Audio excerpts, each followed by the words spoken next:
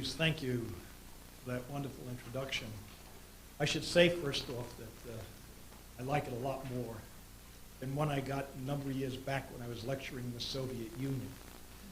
My host on that occasion, who I like to think had imperfect command of English, introduced me by saying, Professor Dalek is the author of several distinguished works, the kinds of books that once you put them down, you can't pick them up again.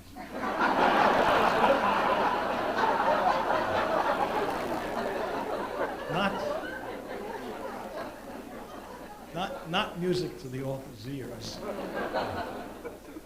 I'd like to begin this talk with one other anecdote. It includes a personal note, and I have a fair bit to say about Kennedy's medical history. So I love to tell the story about my son, who is now 34, but was 4 or 5 years old. He said to me one day, "Daddy," he said, you're a doctor, aren't you?" I said, "Well, yes, but not like your doctor, not like your pediatrician." He said, "I know that because you're also an historian." I was delighted that he could make this distinction at so tender an age. But then he wanted to know, does that mean that you make people in the past feel better? Now, we'll see if we can do anything for John Kennedy tonight. Let me begin picking up on Lee's point that John Kennedy enjoys an extraordinary hold on the American public. Indeed, it reaches around the globe. When I brought out the revelations about his medical history, I had emails and phone calls from Italy, France, Britain, Ireland, Greece, Japan, Brazil. The man has this extraordinary hold on the public's imagination, not least of all in the United States. Over the last 40 years, when Americans have been asked, who is the greatest president in American history? John Kennedy comes in the top three consistently over the last 40 years.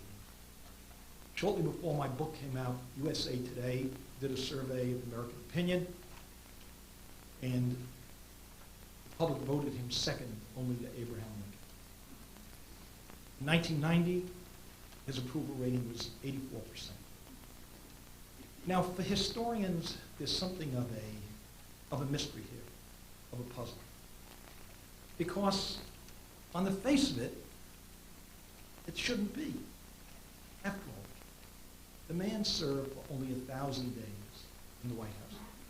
It was the 6th shortest presidency in the country's history. William Henry Harrison, James A. Garfield, in the 20th century, Warren G. Harding, Gerald Ford. And none of those who served such a short period of time come anywhere near matching Kennedy's appeal to the public. One can point out that not only did he have limited service in the White House, but that his domestic record was pretty barren. After all, not a single one of his major domestic initiatives was passed in his lifetime. Not civil rights, not the $11 billion tax cut he proposed, not federal aid to elementary, secondary, and higher education, not Medicare, Medicaid, the war on poverty, which he talked about, that did not come to fruition in his lifetime. The departments of transportation and housing and urban development, none of these. And so what you had was a presidency with nothing resembling a substantial domestic record. In foreign policy, there were some serious stumbles. The Bay of Pigs operation, which came so early in his term, April of 1961, and forever thereafter he rued the fact that he had agreed to do this. He walked around saying, how could I have been so stupid? Historians, so to speak, are also on his case over Vietnam. What we know, of course, is that when he came to the White House, there was some 650 American military advisors in Vietnam. And by the time he died in November of 1963, we had about 16,700 advisors. And lots of people, lots of historians, are inclined to say, Vietnam, you have to trace this back to Kennedy. You see this as a failing or failed policy. Let's put blame where it deserves to go. And John Kennedy should be included in those who are criticized.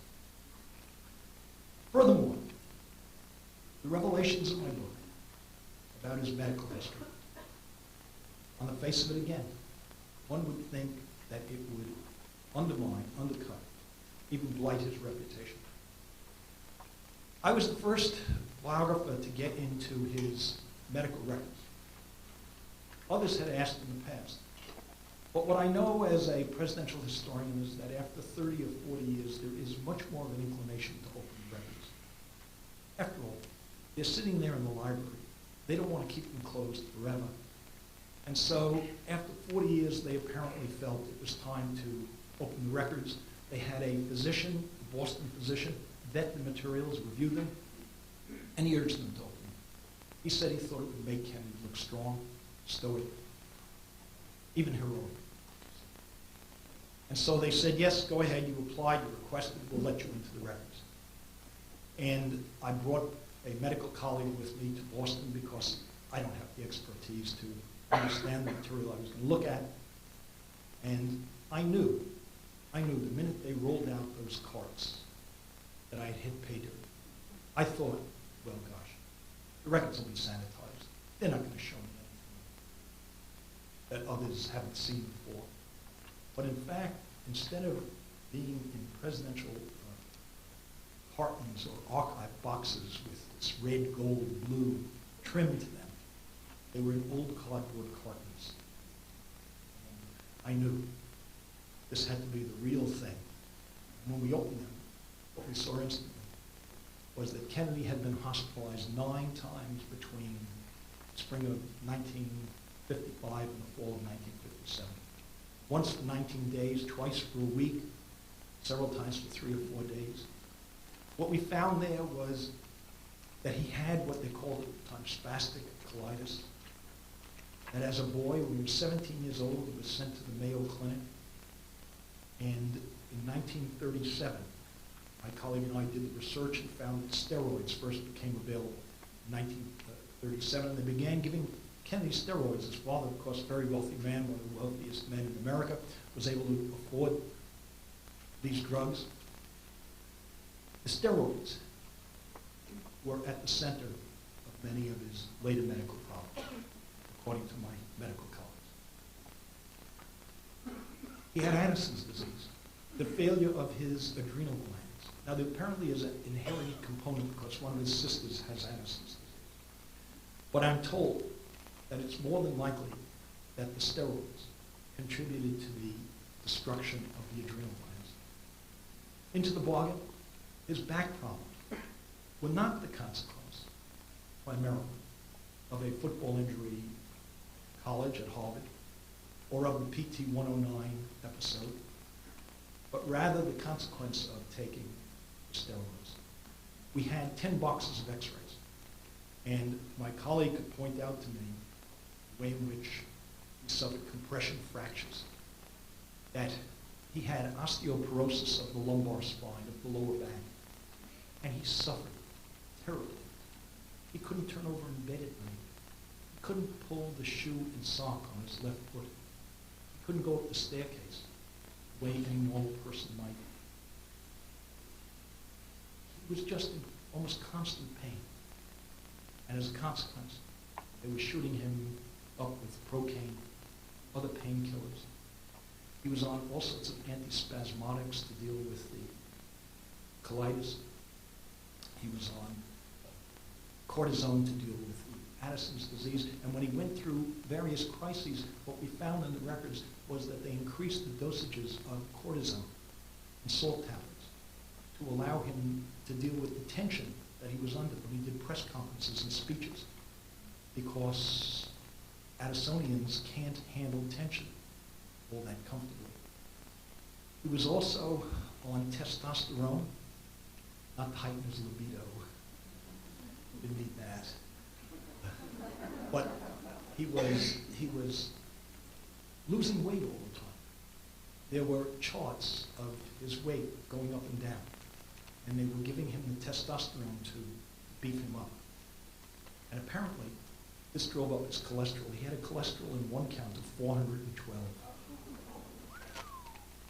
Often, the readings on his cholesterol were in the 300s. The lowest I saw was 276.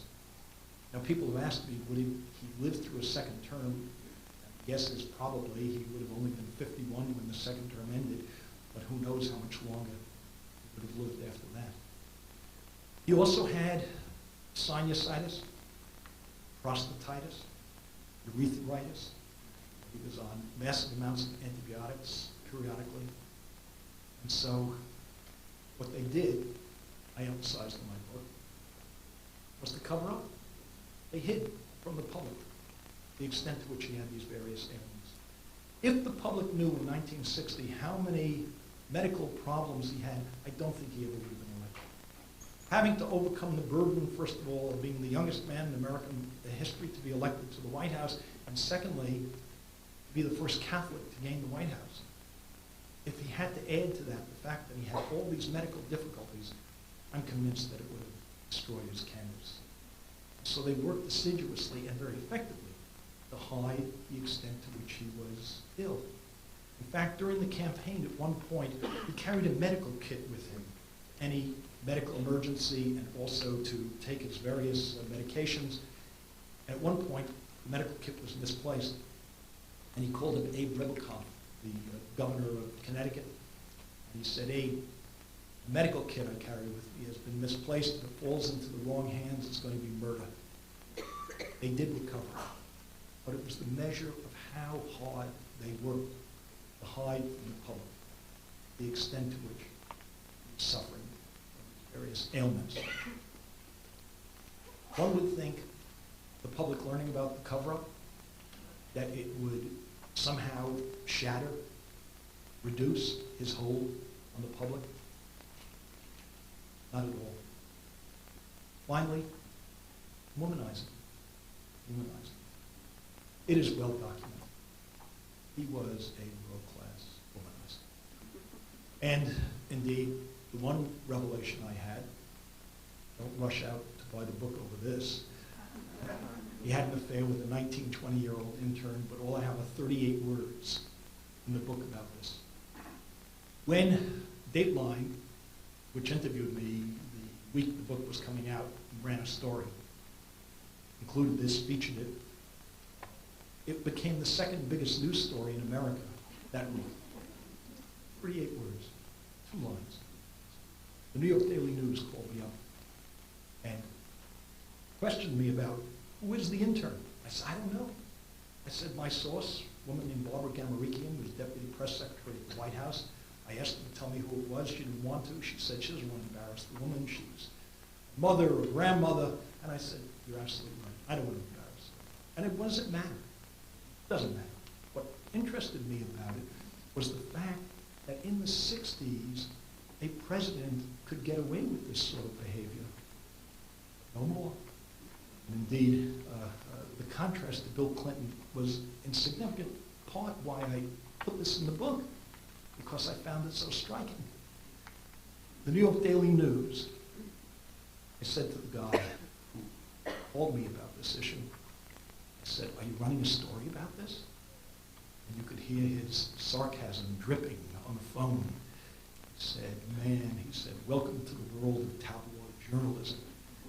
And the next day, the front page of the New York Daily News was Kennedy's Monica.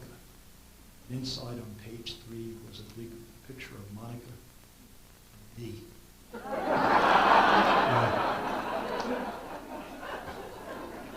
I told my wife, I didn't know the woman. I never met her. I ain't Bill Clinton. Before the next 7 days, the New York Daily News ran this on the front page.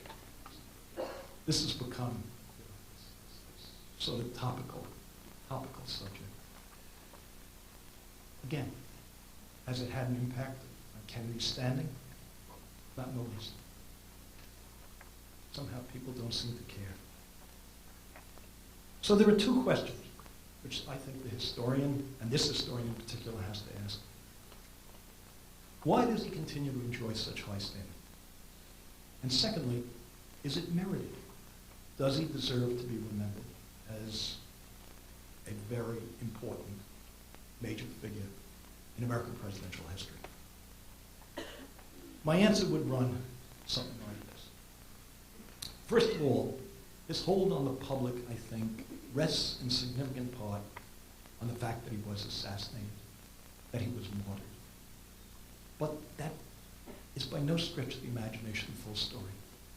After all, in 1901, William McKinley, a popular president at the time, had been elected to a second term.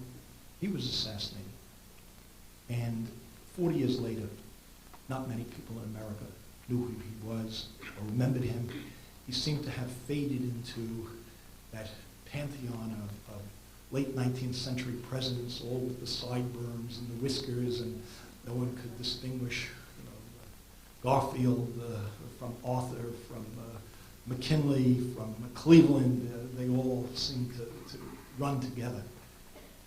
So, okay, the assassination's important, but it's not the full story.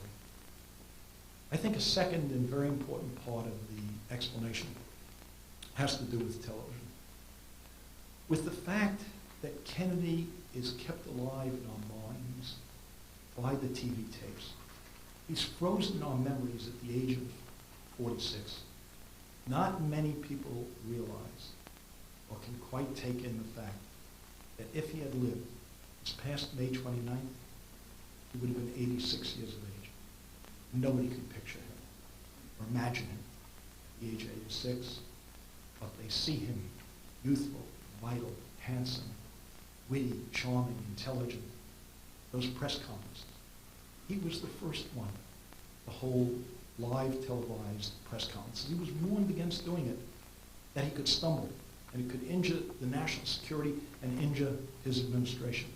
But he had tremendous confidence in his use of television. Understandably, the debate with Nixon, he had been very successful because those who heard that debate on the radio thought that Nixon had won. And those who saw it on television were convinced that Kennedy had won. And Kennedy, so photogenic, and some wit said, and Nixon looked like a sinister chipmunk with the 5 o'clock shadow, and just lacked the cool that Kennedy presented. So there's no question about the style, the public image, the memories of Jackie, the pictures of him with the two children, the memories that people have of John Jr. saluting the casket as it went by, the Kennedy dynasty. This was the royal family. This was America's pride in this young, handsome, enormously attractive, aristocratic family, so to speak. And I think this echoes to this day. There's also the fact, I think, not only of this public image, but the fact that he was our first ethnic president. Yes, Catholic. But when you look at the voting records, which I did, it wasn't only Catholics, Irish Catholics who voted for him. It was Italians and Jews and Poles and French Canadians and people of all ethnic stripes who took a kind of pride in his gaining the White House. Franklin Roosevelt was the first to bring the ethnics into the mainstream of the country's life, bringing all sorts of ethnics into his cabinet, giving them appointments. Joe Kennedy, he made Joe Kennedy ambassador to Great Britain. See, And he chortled and loved the idea that he was sending, as he put it, that red-headed Irishman to the court of St. James, kind of tweaking the noses, twisting the lion's tail, tweaking the noses of the British upper classes. So he brings the ethnics in, but it wasn't until Kennedy, I think, that ethnics felt fully accepted into American political, economic, social life. He gave them a sense of acceptance. And so I think that, to this day, ethnics still cherish his memory. The medical, why doesn't it bring him down? Because the public seems inclined to focus not on the cover-up, but on his strength of character, on the fact that he could carry all this off, that he was courageous, that he was stoic. Indeed, what's so striking to people is the fact that here is this man with all these medical problems, and along comes World War II, and he volunteers to go in the Navy. He couldn't get in the Army. He couldn't pass the physical. And then he couldn't make it through the Navy physical. His father had a close relationship with a naval aide from his days in London as ambassador. And they manipulated the physical in order to allow him to get into the military. The Kennedy family, the attitude was, well, look, this is great. Jack will be in the Navy. It's what he wants to do. But there'll be no danger. He won't be in harm's way. He went to Washington to join the ONI, the Office of Naval Intelligence. But the family didn't measure the fact that he was determined to get into combat. And of course, he talked his way into the PT boat service, which was the glamour arm of the Navy at the time. The PT boats, which had rescued Douglas MacArthur and taken him out of the Philippines to Australia. Kennedy becomes the commander of PT boat. His boat is cut in half. They're almost killed.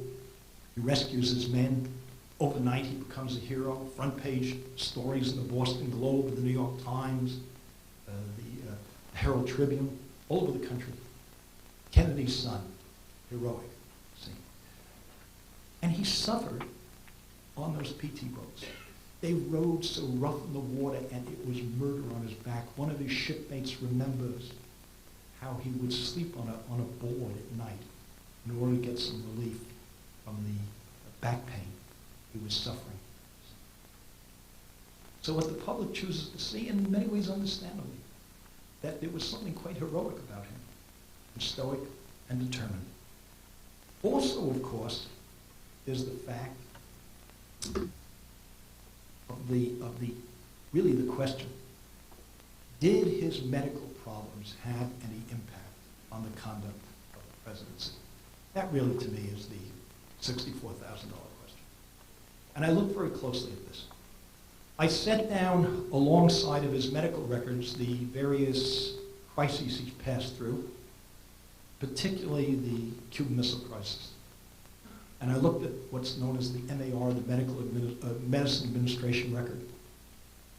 And what I found was that if it were not for the medicines, I don't think he could have been an effective president.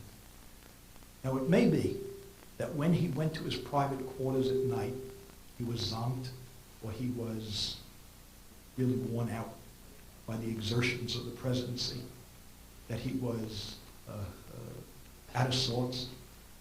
But what I found was, particularly listening to the tapes of him talking, speaking, consulting with the ExComm, the Executive Committee, during the Cuban Missile Crisis, he was as cogent, as lucid as you'd ever want a president to be. And so some people have said, look, it had to have an impact on him. Why? Some people have pointed to the fact that at his inauguration, he stripped off his coat and got up to give his inaugural speech, and they say, look closely at those films. You can see he's sweating because he's taking all those medicines. It's making him sweat. My response is, so what? The speech was brilliantly delivered. It's one of the most memorable of the inaugural addresses we've ever had. See, I think it's one of 4 truly great inaugural speeches. So I come down on the side of the idea that he was very effective, that he was not in any significant way undercut by the fact that he was struggling with all these medical ailments. Let me quickly add, I don't think we'll ever want to do this again. And I don't think we'll ever be able to do it again, because the media, the press, would be on this in 5 minutes. So you could never, I don't think, get quite that sort of cover-up. Kennedy made a bet that he could be an effective president. He carried it off, but one should not ignore the risks that were involved. And as I say, I don't think we'd want to do it again. But what the public seems to focus on is the extent to which he was courageous and strong. What about the womanizing? Again, doesn't seem to affect his reputation. They see it, I guess, as private transgressions. This is the kind of thing that was between him and Jackie. I think it's very similar in some ways to what happened with Bill Clinton.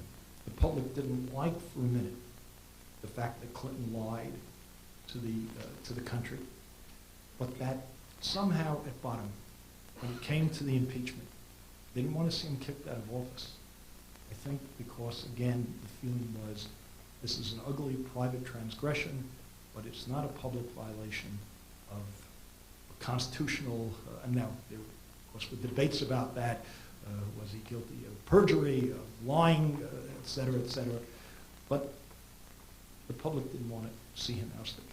And I think there's a kind of spillover to Kennedy as well. They don't like the womanizing, but we've been talking about it for the last 30 years now. It's been in the press, the public.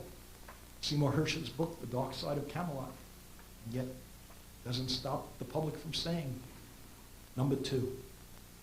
So, is it standing merited?